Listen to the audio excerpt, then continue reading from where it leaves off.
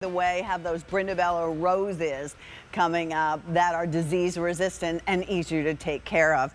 Phillip's interesting because as a landscape designer and horticulturist, you understanding about the breeding and about really, as you said, your clients hire you to do these high-end gorgeous gardens, but they don't want a lot of maintenance.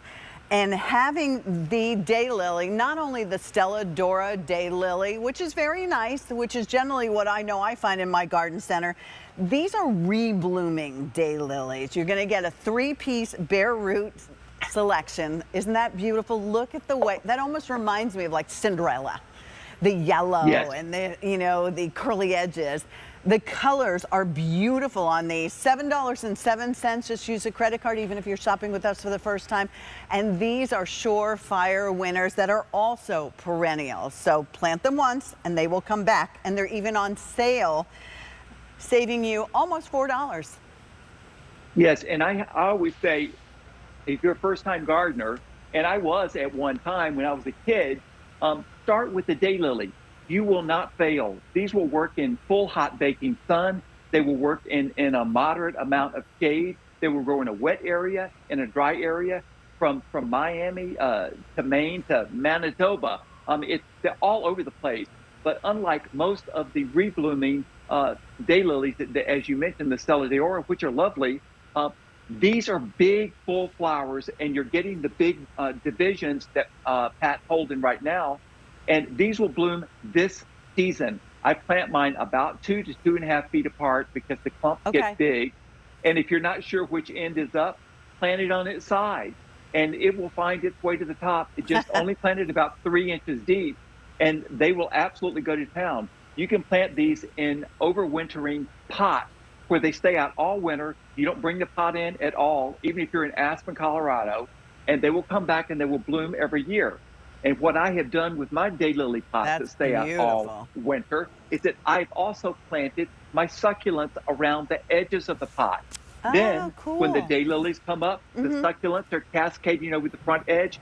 I never, ever have to replant those pots. They're there until the pots fall apart. Okay, wait a minute. Let me make sure I understand what you just said, Phillip, because that's such a brilliant idea. So get pots that we want, fill it with, you know, this special kind of soil for a pot. No, you can put nasty soil in there. The daylily will grow in any kind of soil.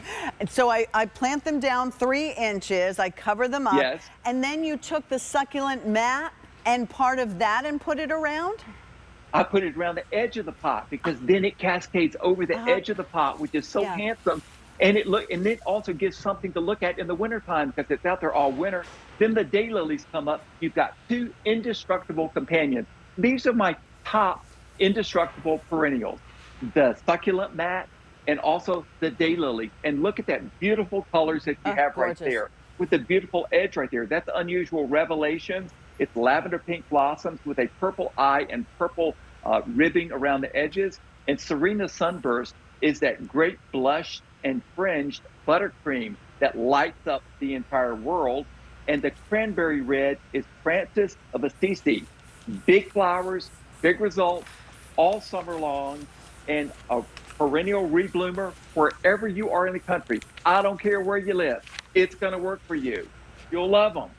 If you could buy more than one set, do it, because you will be so happy with it.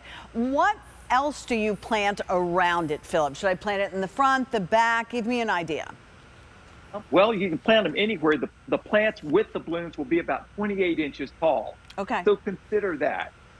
Say if you have these going on, you might want to do some annuals in the front, like the petunias, which would be very handsome, planted in front of these, or alternate these with, say, some sun patients that you may have picked up earlier in the season, or some of the New Guinean patients that are coming up in this show into the less sunny areas of your garden. But anywhere you want these, they're going to be pretty. They'll be commanding and around your mailbox because they're drought tolerant. If your hose won't reach there, no worries. They're still going to bloom. They're still going to be pretty. And the growing guide will tell you everything that I haven't told you today. Or you can reach me at our number on our guarantee box. You get 3 pieces in this. Yes, ma'am. And you will have flowers the first year, but the second Yes. year when they come up, you'll be like, oh my gosh, you'll get more. And the third year, Yes. more. And every Yes. year they will get fuller and bigger, and you will get more flowers, and the vegetation is beautiful. And they're not just once and done, babies. They keep reblooming, which Correct. just, it brings your garden to life. Indeed, it does. And what you mentioned about looking fresh all the time is a big deal. Reblooming daylilies are different from the ones that bloom the one time. After your old-fashioned daylilies bloom once, the foliage starts to die back. So in the middle of the summer, you've got something that looks like a Halloween display. I'm not interested. This one is sending up new bloom stalks all the time and new foliage all the time. It always looks fresh. In August, it'll be fresh. In September, it'll be fresh. These will bloom all the way until Jack Frost says, okay, you need the rest of the winter and see you next year. Well, we are very, very busy right now. Over 800. Oh, okay. Now 1,000 of you have already dialed in. A lot of you are buying more than one. Because didn't you just love that idea of what Phillip said about our containers? And imagine not having to redo them again next year. So pick up that succulent mat that we talked about. And that you can cut into pieces and then line the outside of your pots and then put these down in the center, and you can always fill in till they get going year after year with some of your annuals, and we have some annuals coming up. That's the beauty of it. You're not going to see this kind of daylily anywhere but right here, because this was handpicked by Phillip. Yes. I mean, look how That's right. beautiful these are. And they are tough, tough, tough. And if you picked up my beautiful crepe myrtles and you're having it as a standalone tree in the front or the back or the side, plant the daylilies around the base of it. Okay. And you've got low maintenance going on in one spot, high impact look, great curb appeal with hardly any work. That's what I want. I want it to look like I didn't even try. And there it is. And Beautiful. it gets better year after year after year. I mean, that's the cool thing about investment gardening. Now, I just admitted to, you got to add a couple annuals, but the problem is they give you everything they have. They're a good thing. They give you everything they have in the first year, but then you got to go out and rebuy them. This is how to build a garden with Phillip Watson. Yes. Without a doubt. Indeed. And he does the most amazing gardens, honest to goodness. He's been on magazine covers.